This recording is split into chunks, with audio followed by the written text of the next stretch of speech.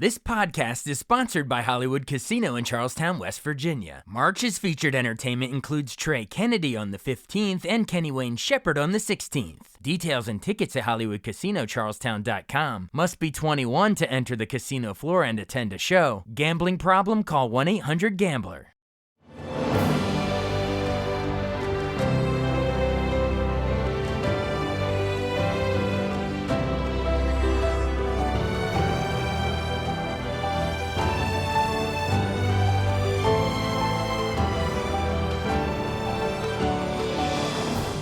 Welcome to the newest episode of Beyond the Fame with Jason Fraley. I'm your host, Jason Fraley, picking the brains of the top filmmakers, musicians, and artists of our time. The Tedeschi Trucks Band rocks Warner Theater in Washington, D.C. this Tuesday, Wednesday, and Thursday, followed by the Hippodrome Theater in Baltimore on Saturday. I spoke to Derek Trucks and Susan Tedeschi together about the new tour, their interconnected backstories, and why they continue to be a match made in blues rock heaven.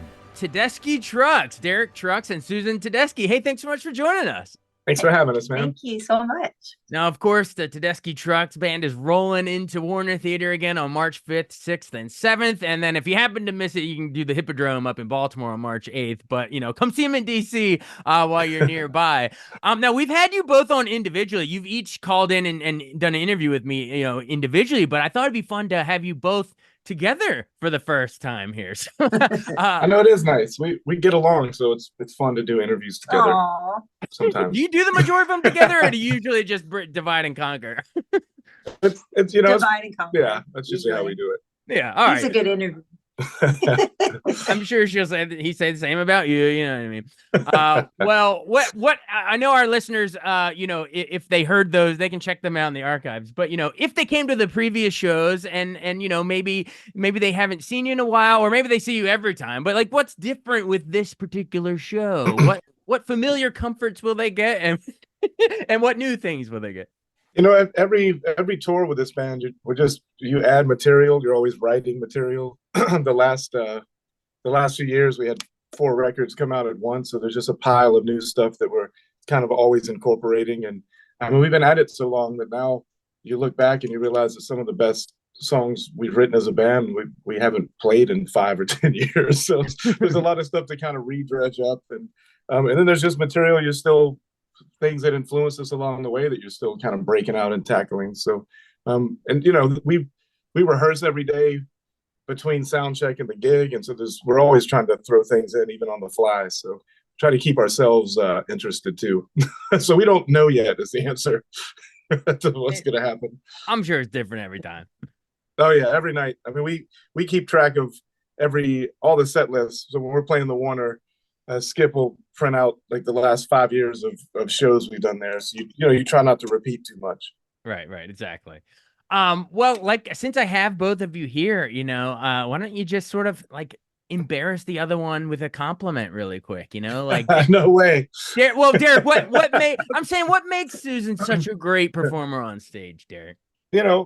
Some people just have a thing. I mean, Sue has a world-class voice, and she plays guitar fearlessly, and there's not many people that sound like that. The 1-2 punch is especially unique. Yeah, I'm working on 1 punch. Definitely don't have 2 punches. So Yes, he does. she's got the left and the right. Derek's an incredible musician, and everybody knows him as this incredible guitar player. Which he is. He's one of the best in the world, but he's actually an amazing band leader. And he's really good at wrangling 12 musicians, which is insane. Yeah, because we're definitely a bunch of kids. And, and honestly, he's the one that sits down and will put that together a set list. And then, we'll look at it together. But he knows how to run this band. So he's incredible. And if he wasn't our band leader, I don't know if we would be so together, honestly. It was trial by fire. You don't know how to run a 12-piece band until you do it. Yeah, and he pushes all of us, which is great to especially me to not just get comfortable and know the songs that I know and just get comfortable there. It's no, learn this tune for this, and I'm oh my gosh. But it's good because it's he forces us all to learn more stuff all the time to keep it fresh, and it keeps us on our toes. So it's really good. It's kind of a coach of a team, get it together, learn these plays. Tighten up. tighten up, give them something they don't expect, So it's pretty You're the great. Andy Reid of the band. Yeah, or as like That's Ziggy awesome. Marley called him, Coach. He's like, "Are you gonna put me in today, Coach?" Put me in, Because he would coach. come I'm and ready sit to in. play. Yeah, Or in but he's DC, our you'd be coach. Joe Gibbs here in DC. Come on, we got I like that better. yeah, exactly, exactly. Wait, who is your squad, by the way? Now that I think of it, I mean, we're Jacksonville Jaguar fans. yeah, It's been tough sledding, but there's hope.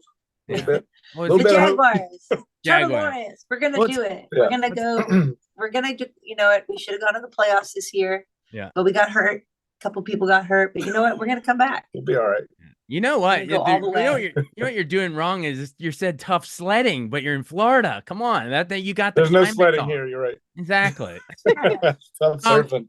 Well, yeah, tough surf, easy surfing. In case people are surfing the web, that's my only segue I can come to. And they missed our individual interviews with you. I want to take one at a time, just remind them really quickly of the backstories of each of you all. So Derek, like, remind our listeners, you said Jacksonville, but you're the nephew of Butch Trucks of Allman Brothers Band, of course, and you were a bit of a child prodigy on the guitar, as Susan sort of said. People, that's what you're sort of known from at first. But yeah, just memories of just absorbing all of that, classic rock greatness, and realizing I have a gift too. When I started traveling and playing around 9 years old in Jacksonville in the Southeast, and there was still a pretty great music scene here then. There's still blues clubs and just kind of the old guard. And I was just lucky to be around musicians that were open and, they'd have me on stage, play a few songs a night, take you on the road. And the next thing you know, you're doing it, and I think 12 or 13 had the first band, the Derek Trucks band we put together when I was 14 or 15, and doing 200-300 shows a year for a while, and ended up joining the Allman Brothers while doing that, and then we put this band together, and it's been a wild ride, that's for sure. Absolutely. And you named after Derek and the Dominoes, or no? I was named after that record. And Sue was born on the day that album came out, which is pretty wild. That is so crazy. Well, thanks for the perfect segue, because now we can do her parallel track to what you just said. All right, so you're born the day of that. Susan and the Dominoes. Susan and the what other toy? What's the alliteration? I don't know. So what were you? Well, remind us that you're in Boston, right? So yeah, remind us sort of your coming of age. What sort of stuff you were listening to up in Boston?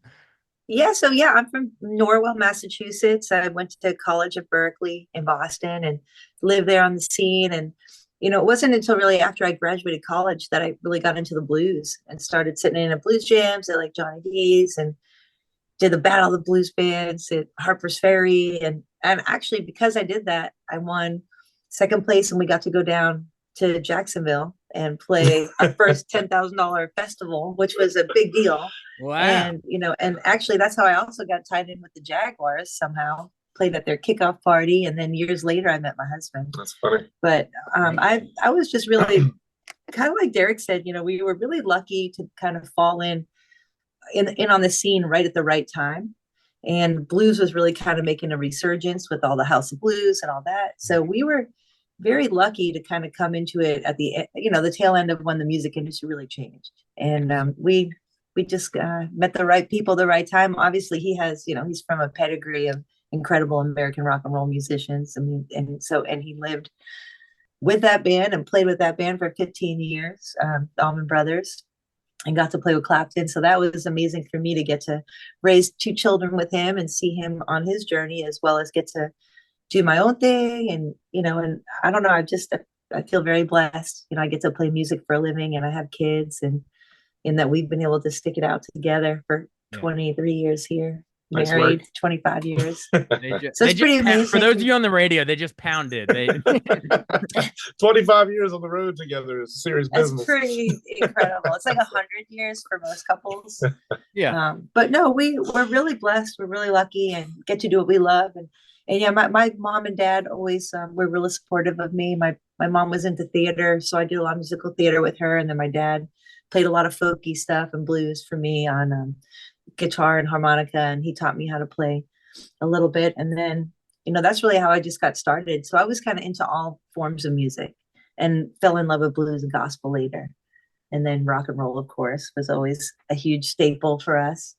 Growing up with bands like The Cars and Aerosmith and people like that. So it was fun. So it's been a fun journey.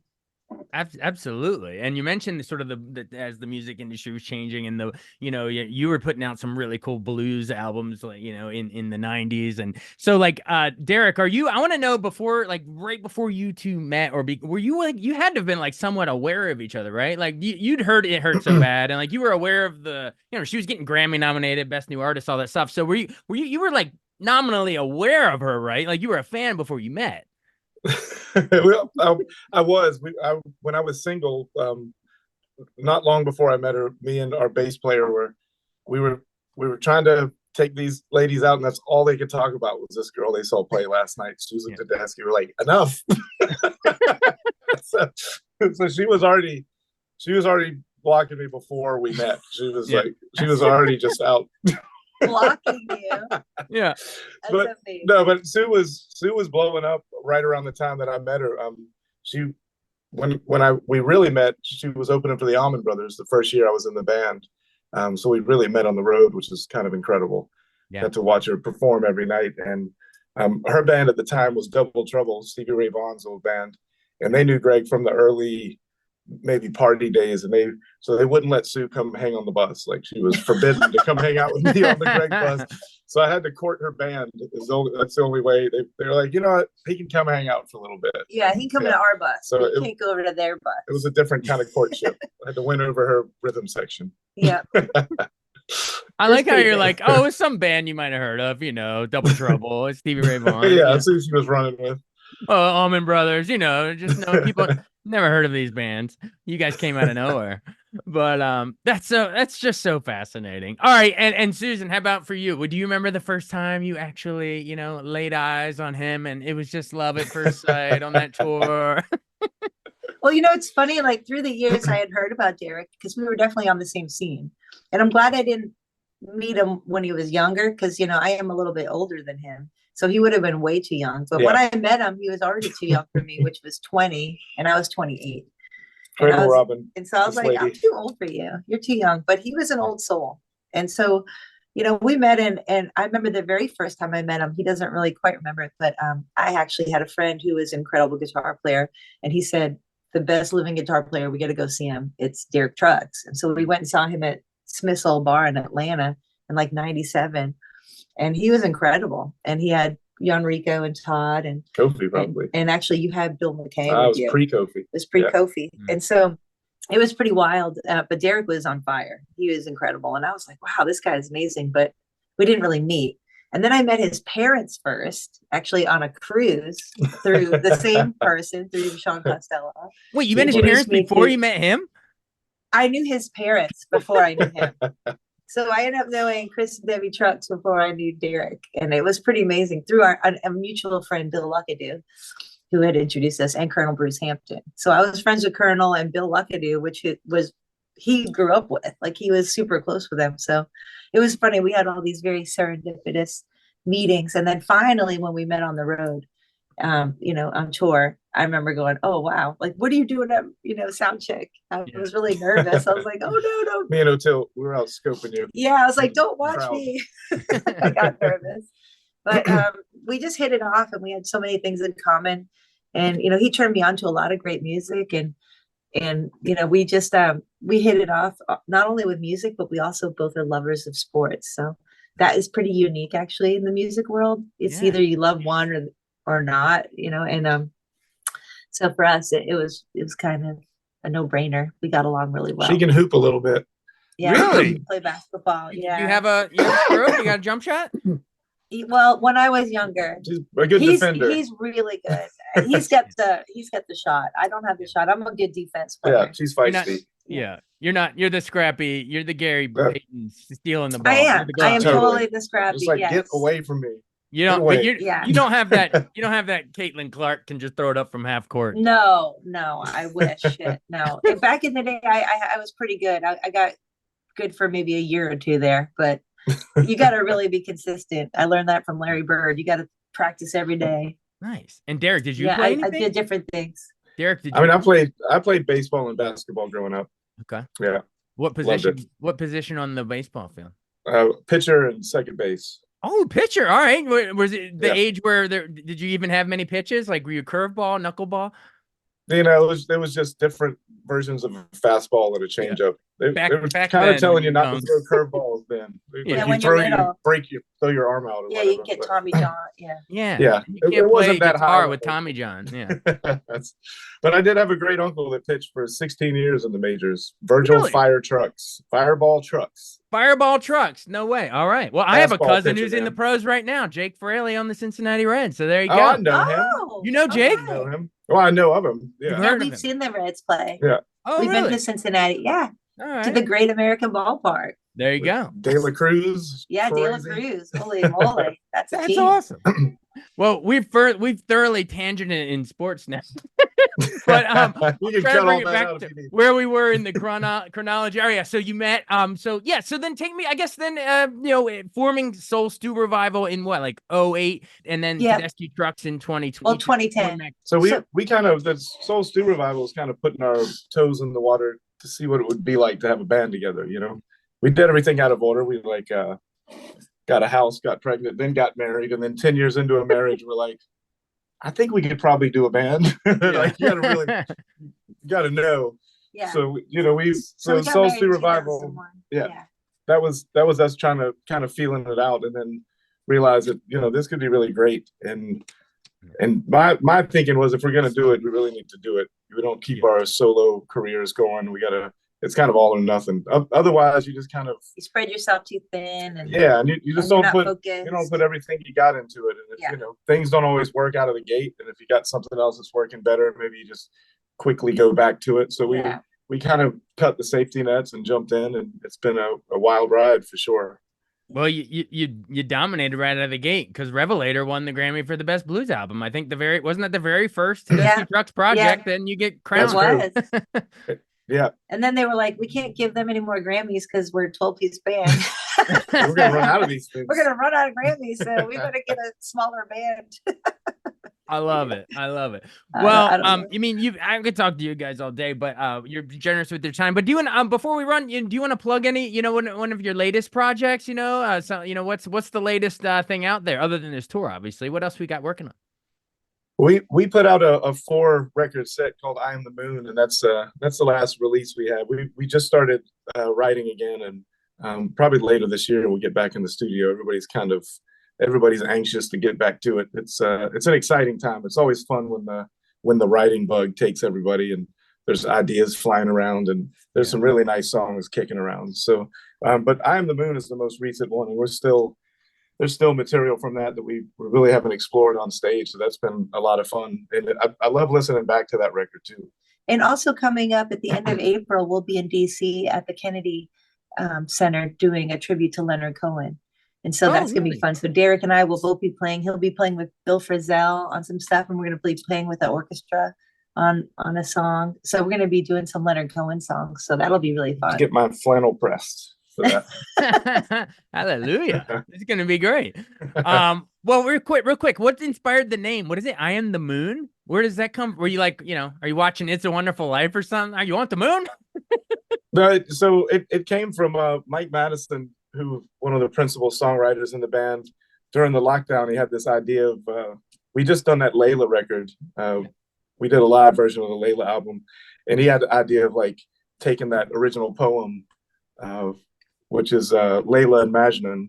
It's an old Persian, like Romeo and Juliet from 12th century, and kind of reimagine it, because the Layla album was all this lovesick man that couldn't have this woman that he wanted, and Mike's idea was, what did she think about this? What was Layla's take on it? So everyone read this poem and started writing from the perspective of her, and just different ways of looking at that story. And "I Am the Moon" is one of the songs that Gabe wrote that was just incredible. Dixon. And but the lyrics to that tune are really something, and that poem is really something definitely worth digging into. And actually his poem, the poem is very similar to his song. So if you listen to the lyrics, it's pretty cool. Like he really kind of sums up her perspective, and and a lot of actual ideas from the poem. So it's really nice. It really ties it all in, and it's 4 records. I Am the Moon. It's not just one record, it's 4. And they all are tied together. It's really a pretty adventurous project for us, but because it was 2020 and we couldn't tour, we just made records. We made 4 records in 1 year. A lot of time on our hands. Yeah. I bet. Well, that's cool. I didn't know there was a poem and like a Romeo and Juliet style poem of Layla and both sides of the love story. I didn't realize that. Yeah. It's definitely worth checking out. There's a lot of wine drinking and madness and wandering through the desert. Yeah.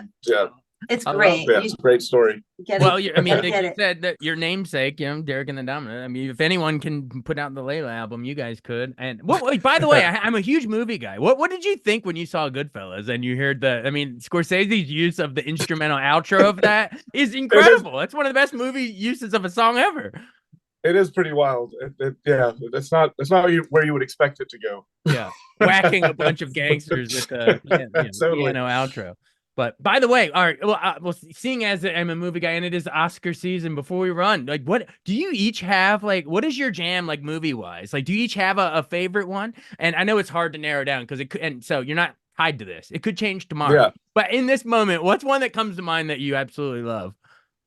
What's a movie for you, Sue? You mean that's out now or just no, ever? Like, what's your like the other night, my wife and I sat down and watched her favorite, The Princess Bride. You know what I mean? So like, what? I like some weird movies. Which ones? I love Princess Bride, of course. Yeah, no, I love Princess Bride, but I like weird movies too. Like, there's a Robert Downey Sr. movie called Putney Swope. That's really fun and weird. Film. And then I love stuff like, of course, Princess Bride. But I like movie, even like Water for Chocolate. Yeah. I like some like foreign films that are very just passionate and romantic. Amelie was a great film. Yeah, Amelie was so good.